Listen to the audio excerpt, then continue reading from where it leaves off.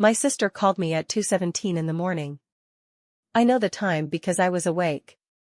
14 years in the army teaches you certain things about sleep that you don't unlearn easily. One of them is that you don't sleep deeply in unfamiliar situations, and in the months after I came back from my last deployment, every situation felt unfamiliar, including my own apartment.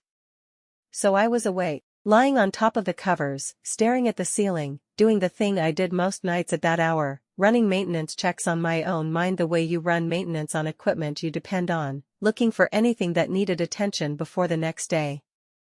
The phone rang. Her name on the screen, Lily. Lily did not call at 2:17 in the morning. Lily was the kind of person who apologized for calling after 8 p.m. on a weekday. She was 31 years old and she had been married for 4 years to a man named Daniel Marsh, and she lived in a suburb 40 minutes south of the city, and she had 2 dogs and a kitchen garden and a kind of life that does not produce phone calls at 2:17 in the morning. I answered before the second ring. Lily. The sound I heard first was rain, then her breathing, not crying, not yet, but the specific controlled breathing of someone who is keeping themselves together with conscious effort. The way you breathe when everything you've been holding is right at the surface and the slightest additional pressure will bring it through. Kate, she said. That was all. Just my name. Where are you? I said. A pause. Rain. Outside, she said. He told me to get out. I'm on the front step. I was already moving. Asterisk asterisk asterisk. I want to tell you about Lily before I tell you what happened, because Lily matters in this story in a way that goes beyond what she did or what was done to her. Lily is 4 years younger than me. She is the kind of person who, when we were children, would find the one kid at the party who wasn't having fun and spend the whole afternoon making sure that kid had someone to talk to. She once cried, genuinely cried, over a documentary about trees. She is deeply good in the way that some people simply are. Without effort, without performance, just constitutionally built toward other people's well-being. She is also, and I say this with full love and full honesty, someone who has spent most of her adult life not quite believing she deserves the care she gives everyone else. This is not uncommon in people who are constitutionally oriented toward others. They pour outward so naturally that the idea of the flow reversing, of someone pouring toward them, never quite feels real. It always feels like an imposition, like they are asking for too much. Daniel Marsh understood this about Lily. He had understood it, I now believe, from the moment he met her. And he had made use of it, gradually, in the specific way of people who mistake someone's generosity of spirit for an absence of limits. I had seen the signs over 4 years. Not clearly, not all at once, these things rarely present themselves clearly and all at once. They present in small pieces, over time, in the gap between what someone says and what they mean, in the specific way someone talks about their partner when the partner is not in the room, in the expression on a person's face when they hear a key in the door. I had seen Lily flinch, once, when Daniel's car pulled into the driveway. I had filed that. I had not acted on it, because Lily had never asked me to act on it, and because acting on a flinch without invitation is the kind of thing that can make a situation worse before it makes it better. But I had never stopped watching. Asterisk asterisk asterisk, 40 minutes. I drove the 40 minutes in 32. Not recklessly, with the specific focused efficiency of someone who has done fast driving in places where fast driving was the difference between outcomes, and who knows the difference between speed and haste. Speed is controlled. Haste is not. I was fast.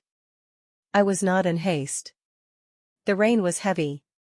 Not dangerous, but heavy, the kind of rain that has been falling long enough that the gutters are running and the pavement reflects the streetlights in long orange lines.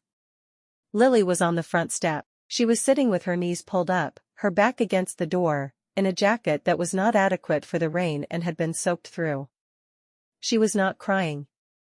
She was very still, the way people are when they have moved past the acute phase of something and arrived at the flat, exhausted aftermath.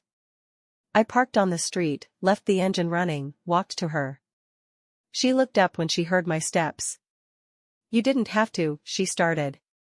"Don't," I said. Not unkindly. Just clearly. I sat down beside her on the step. The rain hit both of us. How long have you been out here? I said. An hour, maybe more. Did you have your phone when he told you to leave? I grabbed it. He didn't stop me from taking anything. He just said get out and opened the door. I looked at the door behind her. Solid, closed, lights on inside, the yellow of a house that was warm and occupied and had a person in it who had told my sister to sit in the rain. Pack a bag, I said. She looked at me. She stopped. I don't know if I should. Lily. I said her name the way I've learned to say names when I need someone to hear what comes after it. You are sitting in the rain on your own front step because he told you to get out. You don't have to make any permanent decisions tonight. You just need to not be sitting in the rain.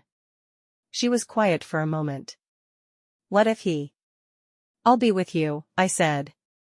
She looked at me for a long moment. Something in her expression shifted, the look of someone who has been managing alone for longer than they should have been and has just been offered permission to stop, and doesn't quite know how to take it. Then she stood up. Asterisk asterisk asterisk. She knocked on her own door. This detail is the one I come back to most often when I think about that night. That she knocked. On her own front door. The door of a house she had helped buy, that held her dogs and her kitchen garden and 4 years of a life she had built, and she knocked, because she had been conditioned, over time and in ways neither of us had named yet, to ask permission to enter her own spaces. Daniel opened the door. He was in a dry shirt, holding a glass of something, backlit by the warm interior light. He looked at Lily first. Then at me. He didn't know who I was. We had met twice, at the wedding and once at a Christmas gathering, 3 years ago. He had been introduced to me as Lily's sister and had processed me as Lily's sister and filed me accordingly. What that meant, in his filing system, was, small woman, quiet, government work, not particularly interesting. He had not asked questions at either meeting. He was not, in my experience, a man who asked questions about things that didn't seem immediately relevant to him. My military service had not seemed immediately relevant to him, so he looked at me that night the way you look at a minor inconvenience that has attached itself to a larger problem, slightly annoyed, slightly dismissive, already composing what he was about to say. She called you, he said. Not a question. A small, contemptuous acknowledgement. She did, I said. This is between me and my wife. She's going to pack a bag, I said. She's going to come with me tonight. He looked at me with the specific expression of a man who has never been told no by someone he has categorized as unimportant and is recalibrating.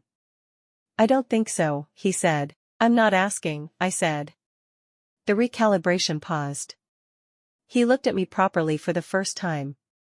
I had come from my apartment, which meant I had come from my pre-sleep state, which meant I was not at my most polished. I was in a dark jacket, hair back, flat expression, still rain-wet from the front step. I was not performing anything.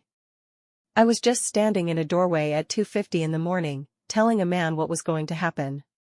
Something in his recalibration found the right answer. He stepped back from the door. Lily went inside. I waited in the doorway. Not inside. I didn't go inside, because inside was his territory and I didn't need his territory. I stood in the frame, in the rain, and waited while the sounds of Lily moving through the house came to me, closet, drawers, the brief muffled voice of one of the dogs. Daniel stood in the hallway. He looked at me twice. Both times he found me looking directly back at him, not with hostility. Hostility takes energy and I wasn't spending energy on this man, just with the flat, patient attention of someone who is watching a situation and will respond to whatever the situation requires. He didn't say anything the first time. The second time, he said, "Who do you think you are?" I thought about how to answer this. "I'm her sister," I said. He made a sound that was meant to be dismissive and didn't quite land that way. "You can't just," he started. "She's packing a bag," I said. "She's leaving for tonight. Whether this is something you resolve or something you don't is between you. But she's not spending the night on the step." I told her to get out because. I don't need to know why, I said. He stared at me. You don't, he stopped. The recalibration again. You think you can come here and just. Yes, I said. Simple. No heat. Just the word. He looked at me for a long moment. What do you do? He said. For work. Not because he was curious. Because he was looking for a category to put me in that would allow him to dismiss what was happening. Army, I said. Retired. I watched the category shift in his expression. Not fear, he wasn't afraid of me. But something reconfigured. The small woman, quiet, government work had become something that required different handling, and he was doing the work of figuring out what that handling was. He didn't find it before Lily came back down the hallway with a bag and both dogs on leads. Asterisk asterisk asterisk. She didn't look at him when she came out. Not deliberately, not with the pointed look away of someone making a statement. Just, the look wasn't there. She came through the door, stepped past him, came to stand beside me, and the absence of the look said more than any directed gaze would have. She said, quietly, to the space between them, I'll be at Kate's. He said nothing. We walked to my car. The dogs got in the back. They were both uncertain in the way dogs are in unexpected situations, not distressed, just aware that the rules had changed without explanation, circling twice before settling. Lily got in the passenger seat. I got in the driver's side. We drove. Asterisk asterisk asterisk. For the first 10 minutes, she didn't say anything. I didn't push. Pushing, in the immediate aftermath of something like this, is the wrong tool. You create space. You wait. You let the person find the place they need to find before they can say the things they need to say. I had learned this in contexts that had nothing to do with my sister, but the principal transfers. At the 11-minute mark, she said, I've been managing it for a long time. I know, I said. She was quiet for another minute. I thought I could keep managing it. I know that too.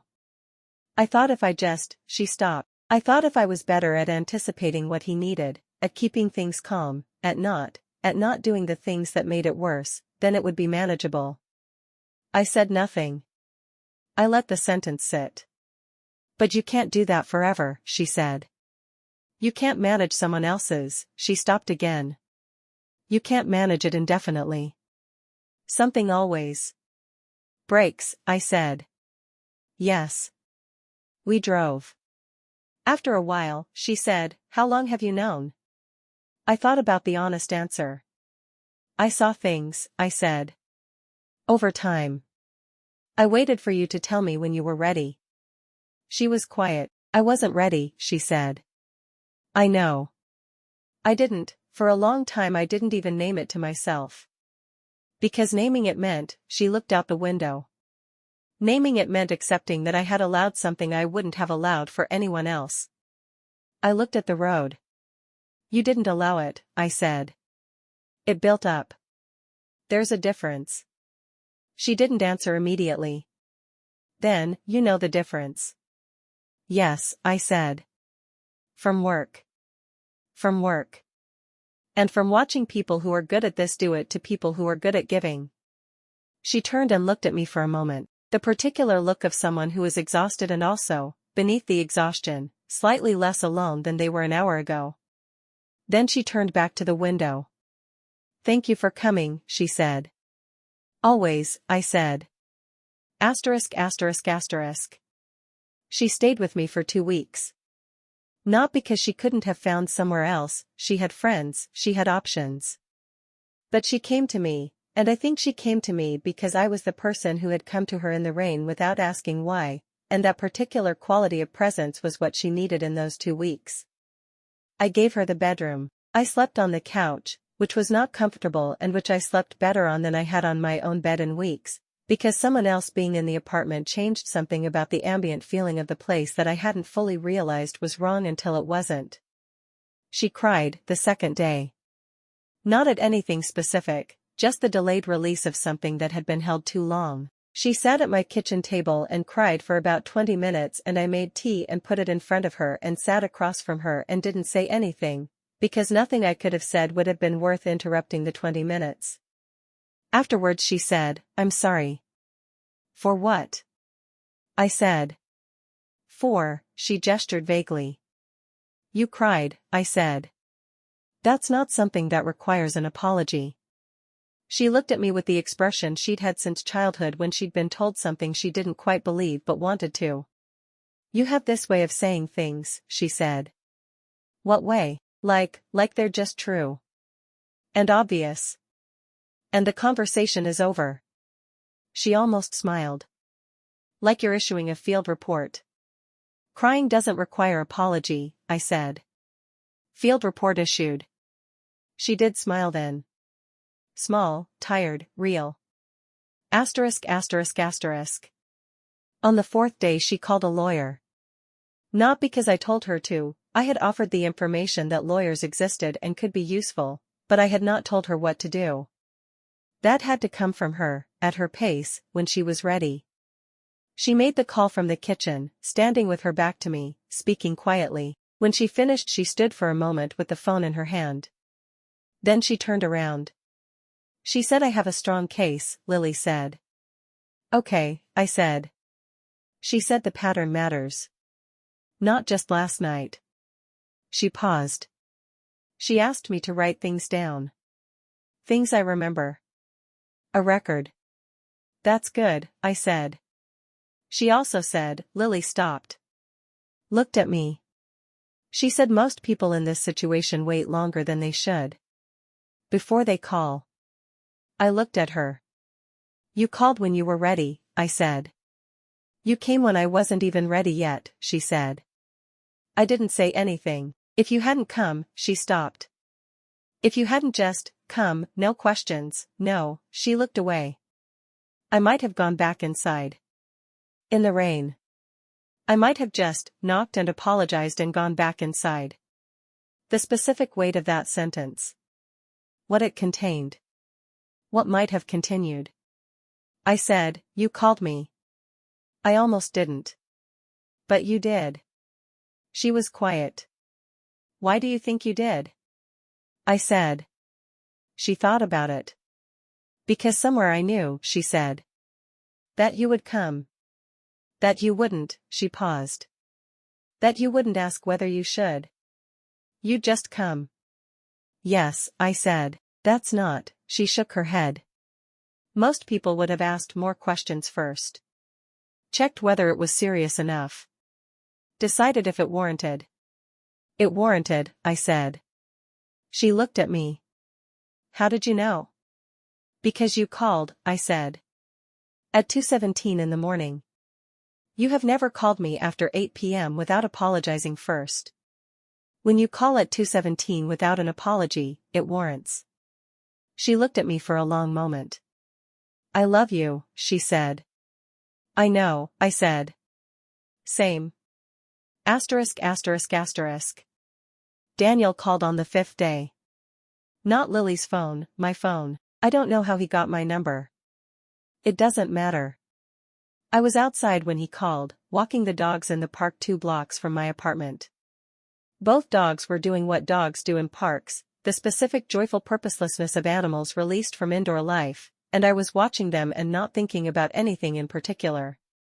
His name wasn't in my contacts. But the area code was right, and I answered unknown numbers from that area code because Lily was in my apartment and any call related to her situation was a call I would take. "This is Daniel Marsh," he said. "I know who you are," I said. A pause. He had expected, I think, either hostility or the kind of careful neutrality people use when they're managing a situation they find awkward. He got neither. "I want to talk to Lily," he said. "Lily will talk to you when she's ready to talk to you," I said. "Through her lawyer." I'm not trying to make this legal. I just want to. "If you want to talk to Lily, call her lawyer," I said. "I'll make sure she has your number. I'm calling you because she's not answering my calls." "There's a reason for that," I said. He was quiet for a moment. Then, "Look. I don't know what she told you. But there are two sides to every. Daniel, I said. His name, nothing attached to it. Just his name, in the tone that means I've heard what you were about to say and it isn't necessary. Silence. I found her on the front step, I said. In the rain. At 2:50 in the morning. I don't need two sides to that. He said nothing. If you want to resolve this like an adult, call her lawyer. She has good legal support and she knows what her options are. That's the path forward. A long silence. She told you I threw her out, he said. She didn't have to, I said. She was on the step. Another silence. You were Army, he said. Not a question this time. Just a fact being considered. 14 years, I said. I heard him breathe. What unit? What did you? Special Operations Logistics Coordination, I said. Among other things. The silence that followed had a different quality than the previous ones. It was the silence of a man who had looked at something from one angle and found it looked different from another. Okay, he said finally. Lawyer, I said. That's the path. He ended the call. The dogs were investigating something under a bush. I stood and waited and let them finish. On the 7th day, I told Lily about the call. She was sitting on the couch with one of the dogs beside her, reading something on her phone. The lawyer had sent documents, and she had been working through them with the specific quiet focus of someone doing hard work carefully. She looked up when I told her. He called you, she said. Yes. What did he want? To talk to you. I told him to call your lawyer. She was quiet for a moment. Was he? She stopped. What was he like? On the call? I thought about this. He recalibrated, I said. She looked at me. When he called, he expected a specific kind of conversation, I said. He expected to be able to manage it. He recalibrated when he found he couldn't. Because she paused. Because of the Army thing. Partly, I said. Partly because I didn't give him what he was expecting. Which was either a fight or an accommodation. I gave him neither. She thought about this. What did you give him? The path forward, I said. One clear option. Your lawyer. She nodded slowly. He asked about the Army, she said, at the wedding, when we were introduced. He asked what I did and I said my sister was in the Army and he said oh and changed the subject. I had not known this. He filed me incorrectly, I said. She almost laughed. Yes. She paused. He files everyone incorrectly. It's one of his, he categorizes people very quickly and then never updates the category. It's a liability, I said. It was a liability, she said. The past tense, deliberate and newly placed. The 2 weeks ended and she didn't leave. Not because she had nowhere to go, the legal process was moving, she had options, but because she wasn't ready, and I didn't tell her she needed to be, and neither of us talked about it explicitly. She just stayed. And I let the couch become my sleeping arrangement indefinitely, and we found a rhythm, the way people find rhythms when they share space long enough. She cooked, which I don't do well. I fixed things, which she can't do and which she catalogued over the first weeks with the earnest gratitude of someone for whom a working shower curtain rod was a form of care she hadn't thought to expect. We talked. More than we had talked in years, not because we hadn't wanted to, but because we had both been in the specific isolation of adult lives lived separately, and the proximity broke something open that the phone and the occasional visit had kept closed. She told me things from the marriage that she hadn't told me before. Not in a way that was designed to build a case or justify a decision, just the way people tell things when the telling has become possible because the thing is over and distance has arrived.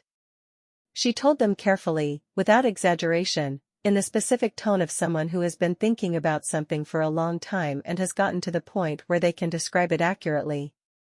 I listened without interrupting, which is a skill I have specifically practiced and which is less natural to me than people might assume. What she described was a marriage in which she had been slowly, incrementally repositioned, in her own understanding of herself, in her confidence, in her sense of what she was allowed to want and ask for.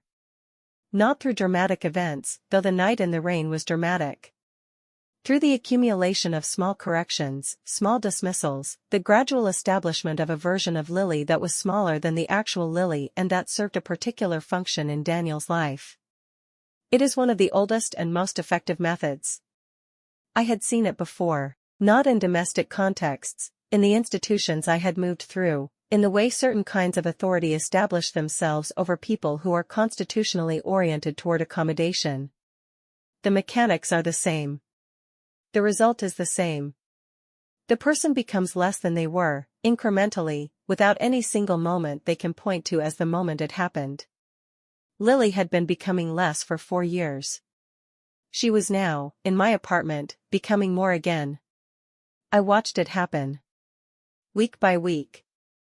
In the way she asked for things, gradually less apologetically, in the way she made decisions, with increasing speed and confidence. In the way she talked about herself, with the slow return of a frame that was hers rather than the one that had been installed around her. It was, in its own way, the most significant thing I had watched in 14 years. *****. The legal process resolved itself over the following months. I am not going to describe the details because they belong to Lily's story more than mine. What I will say is that she was well represented, that the outcome was fair, and that by the time it was complete, she had an apartment of her own, 4 blocks from mine, with room for the dogs and a kitchen garden that she started in the spring with a focused, quiet determination that was exactly what her focused, quiet determination always produced. She grows things well. I have learned, living near her, that this is one of her specific gifts. She grows things. Gardens, friendships, the projects she throws herself into with the total investment of a person who is fully present to what she cares about. For 4 years that gift had been directed mostly at the maintenance of a situation that was draining faster than she could fill it. Now it goes other places. She comes for dinner on Thursdays. I make the same 3 things I know how to make. She brings wine and dessert and sometimes a new kind of herb from the garden that she wants me to smell, which I do, seriously, because she takes it seriously. We talk. About work, hers and mine, about the people in our lives. About our parents, who are aging in ways that require a different kind of attention than we've given them before. About small things that matter more than they seem, and large things that have been reframed by everything that happened, and the ordinary texture of 2 people who are in each other's lives in a real and chosen way. I want to say something about Daniel. Not to defend him or explain him. Just to say it accurately. He was a man who had learned, at some point, that people who are oriented toward others' needs can be oriented further, that the generosity of a certain kind of person can be stretched in a particular direction if you apply the right consistent pressure. He was not, I think, uniquely cruel. He was someone who had found something that worked for him and continued doing it without fully examining what it cost. That is not an exoneration. But it is accurate. He called once more, 6 months after the first call. Not me this time, Lily, after the legal process had concluded. She told me about it. He had said, I didn't realize what it looked like. From outside. She had said, I know you didn't. He had said, I'm sorry. She had said, okay. Not warmly. Not forgivingly, in the sense of releasing him from consequence. Just, okay. The acknowledgement of a statement received, filed, placed in its appropriate location. She is, my sister. Even now, even after everything, she is good. It's not something that can be taken from her. It's one of the things about her that makes me most proud and most concerned in equal measure. I want to go back to the doorway. The moment I stood in Daniel's doorway, rain-wet, in the dark jacket, at 2:50 in the morning, and told him my sister was going to pack a bag. He had looked at me and asked who I thought I was. I told him I was her sister. Which was the true answer? The most true answer. Because everything else, the 14 years, the deployments, the operational experience, the specific quality of presence that 14 years in the army gives a person, all of that was context. All of that was what made the standing in the doorway possible, what made it steady, what made it the kind of presence that did not flinch when he said this is between me and my wife. But the reason I was in the doorway was not any of that. The reason I was in the doorway was that my sister had called at 2:17 in the morning, and I had answered before the second ring, and she had said my name, and I had asked where she was, and I had started moving before she finished answering. That's the whole of it. The army taught me how to stand in doorways. Lily taught me why. She asked me once, during the 2 weeks, whether I had been scared. Not on a deployment, she knew better than to ask directly about those. She meant at the door. Whether standing in that doorway, looking at him, I had felt anything that resembled fear. I thought about the question honestly. No, I said. Why not? I thought about this. Because I'd already decided, I said. Before I got out of the car. What was going to happen? She was going to pack a bag, she was going to come with me, I had already decided. When you've decided, there's not much room left for fear. Fear lives in the space where the decision hasn't been made yet. She looked at me. When did you decide? She said. When I answered the phone, I said. She was quiet for a long time. Then she said, you didn't ask any questions. No. You just came. Yes. She looked at the dogs, who were asleep in a heap on the floor. I want to be like that, she said. The deciding before. I want to be the kind of person who has already decided, so there's no room for. You already are, I said. She looked at me. The call, I said. At 2:17. You were sitting on a step in the rain and you called me. That was a decision made before you fully knew you'd made it. That's exactly that. She didn't say anything for a while. Then, I didn't know if you'd come. I know, I said. You called anyway. She looked at the dogs again. Yeah, she said, quietly. I did. There is one more moment I want to tell you about. 6 months after the night in the rain, I was having coffee with Lily at her kitchen table, her kitchen now, in her apartment, with her herbs in a row on the windowsill and her dogs asleep in a patch of morning sun. She was telling me about a friend from work who was going through something. Not the same thing she had gone through, a different thing, its own category of difficult. She was describing how she was trying to be helpful without overstepping, how she wanted to say the right thing without making it about her own experience. She was talking about someone else's needs with the full attention and precision of someone who knows exactly what it feels like to need someone to just come. She said, I keep thinking, what would be most useful? Not what I would want. What they actually need. I looked at her across the table. She was talking about her friend. She was also describing herself, not the version of herself that had spent 4 years managing and accommodating and making herself smaller. The version that had always been there underneath, the version that had called me at 2:17 and had sat on a front step in the rain and had taken a bag and walked to my car and had done the hard work of every day since. She was describing herself returning to herself. That's the right question, I said. What they actually need. She looked at me. How do you know, though, she said. What someone actually needs. Sometimes they don't even know. I thought about the question. You pay attention, I said. Over time. You build a picture that's accurate rather than convenient. And when the moment comes, you trust the picture. She nodded slowly. That's what you did, she said. With me. Over years, I said. The flinch, she said. When Daniel's car came. She had never mentioned knowing that I'd seen that. You saw me see it, I said. Yes, she said. I saw you see it and file it and not say anything. You weren't ready, I said. No. She looked at her coffee. I kept waiting for you to say something.